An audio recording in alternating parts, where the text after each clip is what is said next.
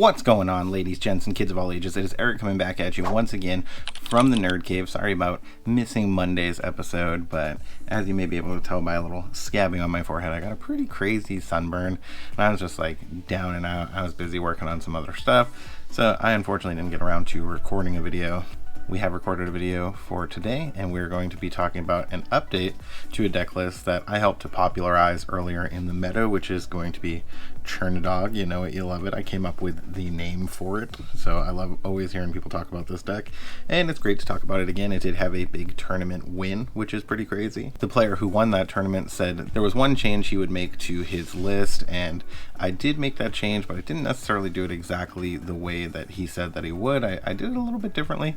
So check out my kind of new updated version of this deck list. It's one small tweak. I can't take a whole lot of the credit. I got to give the credit to the person who won the tournament with this deck. If you want to see more on that, I'll put a link in the description to an interview with that player. As always, a big shout out to the Patreons for making the giveaways on the channel possible. Could not do any of this without you guys. I would be totally lost. We are going to have another big giveaway coming up when we hit 3,000 subscribers. So if you have not subscribed, now is a great time to do so. But without any further ado, let's go ahead and jump into talking about Chernabog. So the first card in the 1-cost slot you gotta have her is gonna be 3 Lady Elegant Spaniel, a 1-cost uninkable, which not great to have uninkables, but you know, still worth it in this deck. A 1/2 character questing for 1, but when you have a character named Tramp in play, of which there are several in this deck, she's going to get +1 lore. So she is potentially going to be able to quest for 2, but she does have a little bit of a weak stat line, so it's not always where you want to be early in the game. Sometimes she's a little better later, or potentially as a shift target. Then we do have 4 Nala Mischievous Cub, a 1-cost inkable 0/4 stat line questing for 1. That is all she's going to do. It's a great way to kind of clog up the board early. Steel has a very hard time dealing with anything with a 4 willpower, especially in the very early game, so being able to have something like Nala down is going to be great. Next up, we are on 4 Little John Camp Cook, a 1-cost inkable 0/4 stat line, also questing for 1, just like Nala, except he's green. Then probably the star of the show in the 1-drop slot, definitely where you want to be on 1, and not always necessarily wanting to be questing right away depending on the matchup that you're in. But if you're in a matchup against something like Ruby Sapphire, go ahead and get those quests out early. If you're in a matchup where she's going to be threatened to be removed from the board, maybe not something you want to be questing with on that first turn. You know, think it through.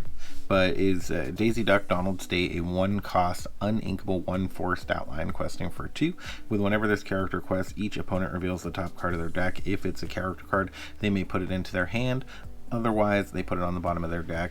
So if you're hitting those be prepares, again, if you're in that Sapphire matchup, you just want to quest with her as many times as you can, because the chances are pretty high in it. Most Sapphire matchups are going to be hitting a lot of non-character cards, so they're not going to be getting the value from your Daisy like other decks might be.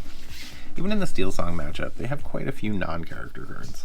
Next up, we have 3 Cursed Merfolk Ursula's Handiwork, a 1-cost uninkable 0/1 stat line, also questing for 2, little weaker stat line, but whenever this character is challenged, each opponent chooses and discards a card. Not necessarily where you want to be in that Steel matchup, because they have an easy time removing this without challenging it, but in pretty much any other matchup, Cursed Merfolk can potentially be very good. You know, worst case scenario, he's eating up something like a Brawl, which is a 3-cost removal card, and that's going to be pretty good, especially since they can't sing it, so they're having a hard cast 3-cost removal on him to not discard something.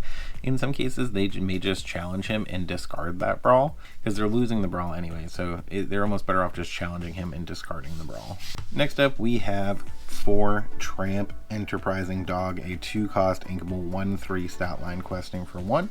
With if you have a character named Lady in play, you pay 1 less to play him, so he is potentially coming down for 1, which is pretty good stat line for a 1-drop. And when you play this character, chosen character of yours gets +1 strength this turn for each other character you have in play. So if you have a few characters in play, he is going to come down and absolutely put in work, potentially pumping up something even like those Daisy Ducks. That can be an interesting option where you choose not to quest with Daisy Duck to potentially give your opponent the value and instead boost her with something like Tramp.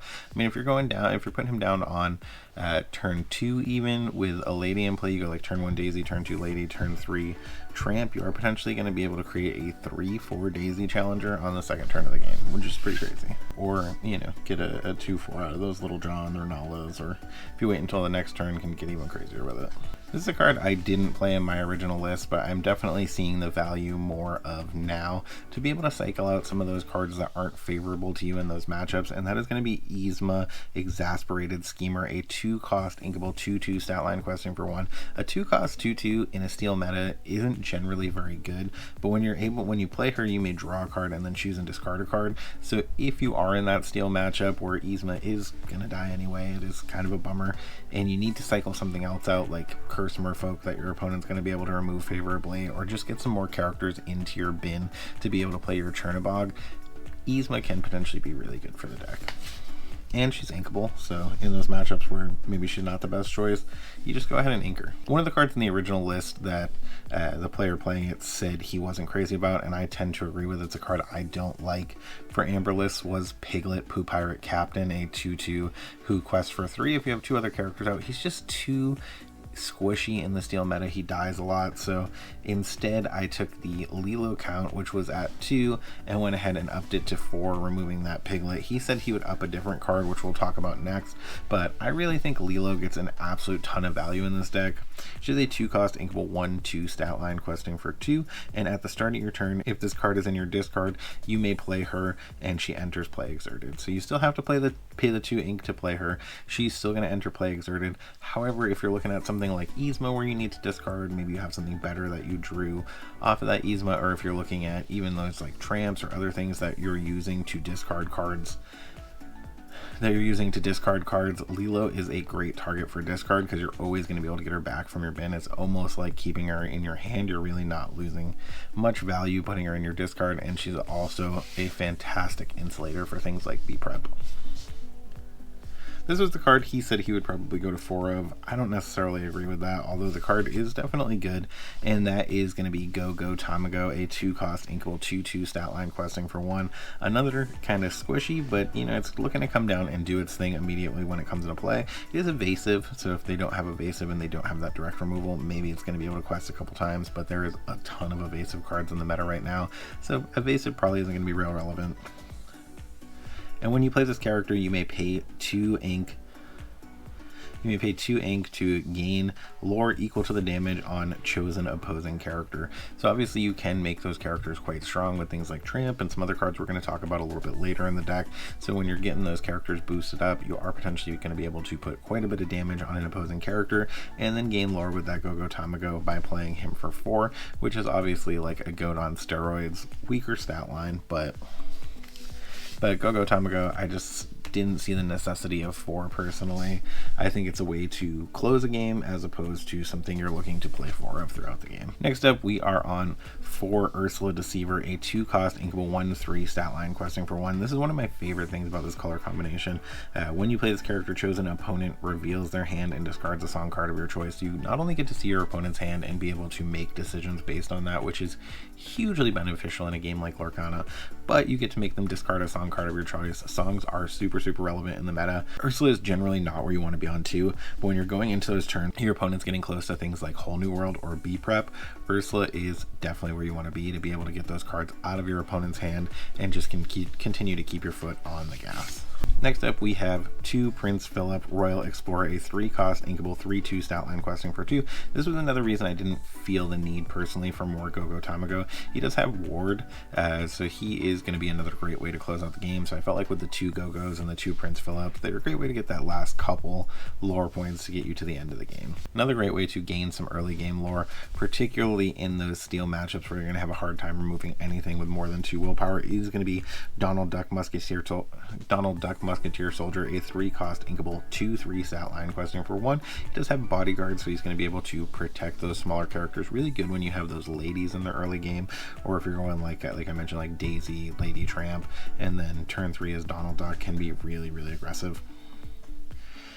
So he is going to be able to defend that board, and when you play this character, chosen character gets +1 lore this turn. So again, if you're going like Daisy turn 1 and then the other 2 on turn 2, you're probably challenging with the Daisy, so you're most likely not gaining lore that turn, but going into that turn 3, you're throwing down the Donald, and you're potentially going ahead and questing for 6 on turn 3 after taking a favorable challenge in the prior turn, which can really put the tempo in your favor. Another card that's great for putting the tempo in your favor is our other 3-drop, and that is going to be Cloudkicker Tough got a 3-cost inkable 2/2 stat line questing for 1. This is a deck I've been hot on. This is a card I've been hot on, especially for Amber Emerald since it came out many sets ago. I was playing it in a deck I affectionately called Kicker, which was an Amber Emerald Mufasa deck or Green Fasa deck. I was one of the people who was really kind of up on the forefront with that deck. I think Amber Emerald has always been kind of my soft spot in the game. It's not necessarily what I typically play in big tournaments, but it is a deck that I definitely love and is near and dear to my heart. When you play this character, you may return chosen opposing character with 2 or less strength to their player's hand. So again, great way to keep that early game tempo. Obviously, it's not good into things like Smee, but into a lot of those other characters in the early game, it can be pretty good in keeping your foot on the gas. Next up, jumping over to the 4-cost slot, we are of course on 4 Rapunzel, gifted with healing, a 4-cost inkable 1/5 stat line questing for 2. With when you play this character, remove up to 3 damage from one of your characters, draw a card for each 1 damage removed this way. So fantastic way to get your card draw. This is your primary card draw in the deck, so Rapunzel is something that even if you have it in your starting hand on a mulligan, you may want to go ahead and keep, particularly if you have some of those 4 willpower 1 drops, to be able to take advantage of her and keep cards in your hand. Next up, in the 5-cost slot, we are on 2 Lady Miss Park Avenue, a 5-cost uninkable 4/4 stat line questing for 2, shifting for 3 onto those smaller ladies, so potentially coming down pretty early with a decent stat line and a solid quest ability. And if you have some of those characters hitting your bin early, her ability is going to be fantastic. When you play this character, you may return up to 2 character cards with cost 2 or less from your discard to your hand and just continue to absolutely keep your foot on the gas. Next up, still in the 5-cost slot, we are on 3 Cricky Lucky Cricket, a 5-cost inkable 3/4 stat line questing for 3. So still a decent stat line. A lot of people have moved away from those things like Madame Medusa, aren't playing Sapphire Coil anymore. All of a sudden, those 3 strength characters are a lot better than they used to be. When you play this character, your other characters are going to get +3 strength this turn. So obviously, if you're able to throw down those Little Johns and those Nalas and then hit with something like a Cricky, those cards become really good, and all of a sudden you're getting a challenge that your opponent may not be prepared for. Next up, in the 7-cost slot, moving into the last couple cards in the deck, we have Tramp, Street Smart Dog, a 7-cost inkable 2/6 stat line questing for 2. This is a card I was immediately like, this card is going to be very good. For each character you have in play, you pay 1 less to play this character. So obviously if you're swarming with those tons and tons of 1-cost characters that you have in this deck, you're going to be able to get them pretty cheap pretty fast. And when you play this character, you may draw a card for each other character you have in play, then choose and discard that many cards. We saw the winning player go ahead and play this card and then play a second one of this card because they had so many characters on the board, and then they had so many cards in their bin that they were able to go ahead and play Chernabog for free, I think on like turn 5 or 6, which is just absolutely aggressive into Steel Song. They can't do anything about 2 6 willpower characters, a bunch of 4 willpower characters, and a 9/9. Like, they have no answer to that. So Tramp is better than he may seem at face value. Obviously against red, he can be a little trickier to play if they're playing Brawl still, which some of them aren't. Last up in the 10-cost slot, a 10-cost uninkable in Chernabog Evildoer, a 9/9 questing for 3, and for each character in your discard you play 1 less to play this character. So that's why I mentioned they were able to use Tramp's ability to get a bunch of characters into their discard, and then they were able to go ahead and use Chernabog for free. And when you play this character, shuffle all character cards from your discard back in your deck. Can be a little off with Lady Miss Park Avenue, that's why we're only playing 2 of those, but in most instances being able to take advantage of his ability and then getting a lady even after that is still going to be really good, because you're probably going to have some more of those smaller characters hitting the bin in those intermittent turns, and then still going to be able to build up for an additional Chernabog if that's something you're seeing as you continue forward. But like I mentioned, try to thread in those Rapunzels. So if you're drawing them in your starting hand, keep them. If you're drawing into them, maybe don't ink them. Rapunzels are going to be very important to your draw value in this deck. But what are your thoughts on the new version of Chernadog? Do you think this is the best possible build? Are there cards that you're playing that aren't in this build that you think have been better for you? I always love to hear it in the comments below. I think this build is pretty dialed in. I think it's really in a good spot in the current meta, especially now that Ruby Sapphire and Sapphire Steel are a little less strong than they used to be without those Hyrums. But thank you guys as always for sticking around to the end. Remember to like, comment, and subscribe, and when you see those toys, video games, and decks featuring huge Chernadogs off in the distance, remember, it is not a mirage. You guys have a great day.